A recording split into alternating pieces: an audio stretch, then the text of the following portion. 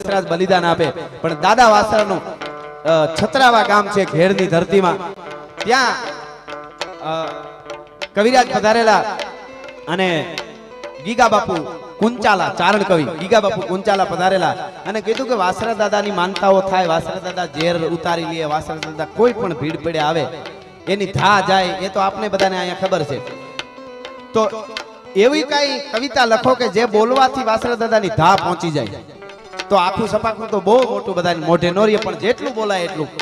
તો એના માટે ઈ તેદી વાસરા દાદાના ભુવા હતા, ઈ બેઠા હતા અને ગીગા બાપુ કુંચાલાએ સપાખરું લખ્યું લગન થી લઈ અને એમના શહાદત વરી ત્યાં સુધીનું વાસરા. એ 8-9 કડી હું રજૂ કરવાની કોશિશ કરું. અહીં સપાખરું કેવું હતું કે વાસરા દાદાની આ સપાખરું બોલશે તો જે ધા કોઈની હોય કાંઈ બન્યું હોય તો ઈ કે પહોંચી જશે વાસરા દાદા સુધી. એટલે